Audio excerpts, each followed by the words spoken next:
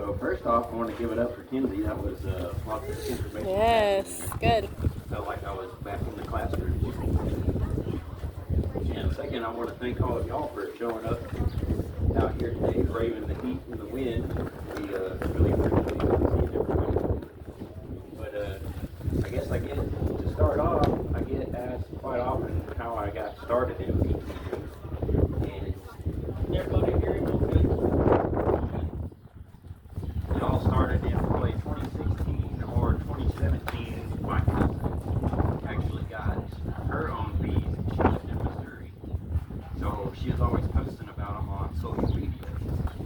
So that piqued my interest, and I was always doing my own research. Like if I thought of a question in my head, like how do they do this or how do they do that, and it just snowballed from there.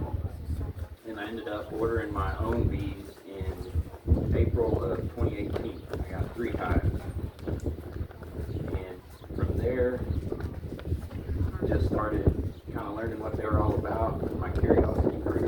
I wanted more, so I propagated more hives, and in 2020, it took me 2 years, I made my first honey crop. So in like the fall of 2020 was the first time I ever started selling honey from the hives that I had. I had my own day job, of course, because this wouldn't support me.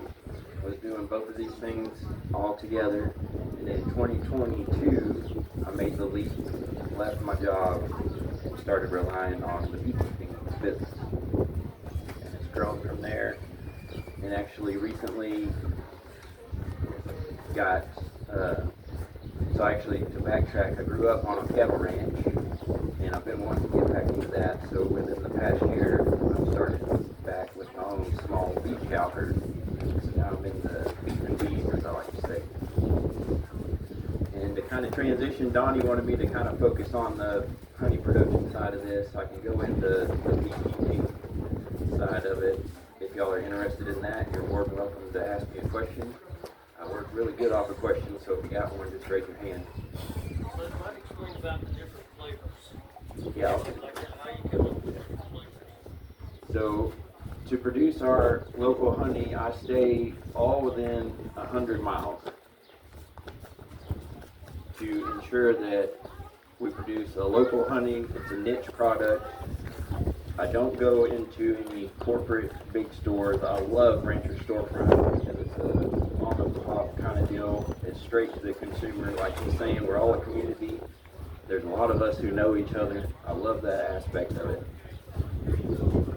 But as far as the honey production goes, as some of y'all may know, we have multiple varieties.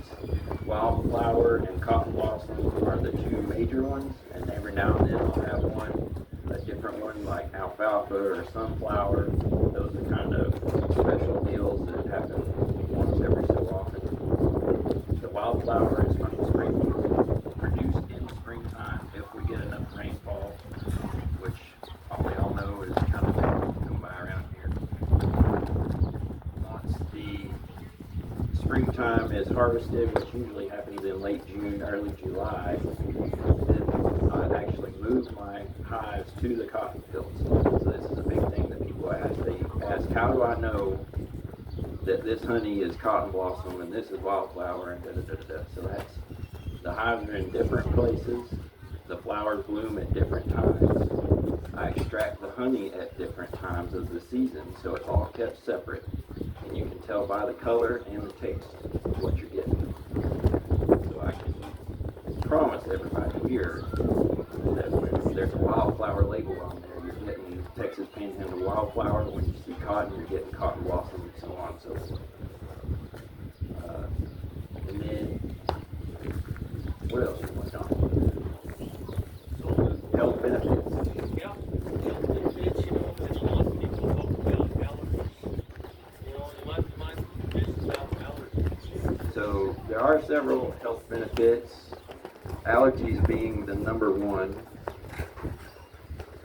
and that comes from the major train of thought is when the bees are traveling across the combs, they have pollen on them from working the flowers, and tiny particles of that pollen gets in the honey.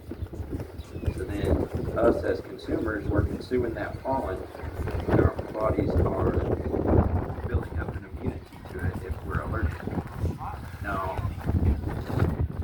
our honey does help a lot of people with their allergies. I have multiple customers who are returning saying it helps, but I tell everybody I do not guarantee it 100% because there are people that it doesn't help. That's just the reality.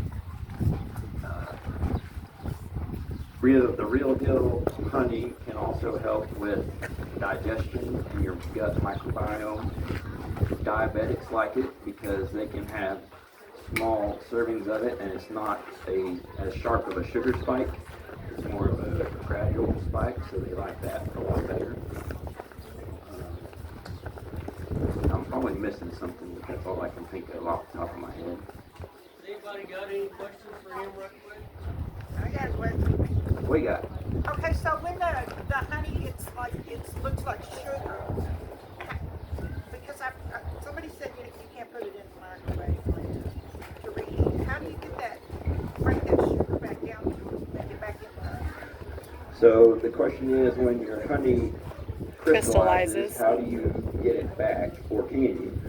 So the answer to that is, and this brings up a good topic.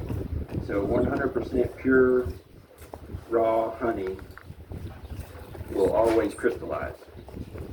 Different varieties will do it at different rates, some faster, some slower. When you have crystallized honey, I know nobody likes it, but that's actually a sign that you're getting the real deal. And the way you can bring it back, she brought up microwaving. People told her to not do that, which I advise too, because that's going to kill all the beneficial enzymes in your honey. The best way to do it is a hot water bath. If you can the tricky part is maintaining it at like 110 degrees. But you can set it in there for a few hours or however long it takes, and it'll go right back to liquid and it's good as new. Anything else? Don't be scared.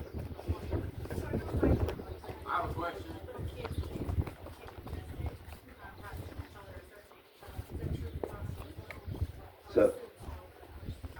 So her question is the age requirement for young children consuming honey, correct?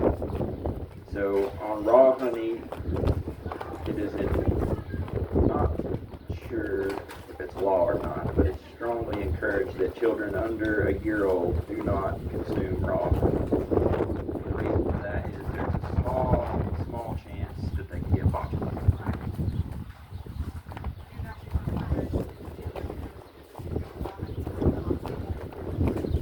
Not in that aspect, but I'm glad you brought that up. This is why I like questions. So people ask me, what's the difference between yours and store-bought, and why is yours so much more expensive? So the main thing is the stuff in the big box stores. If you're lucky, you're getting a blend from bee operations all across the country. You don't know where it's coming from, and most likely it has been cut with rice syrup or corn syrup, especially if it's from China.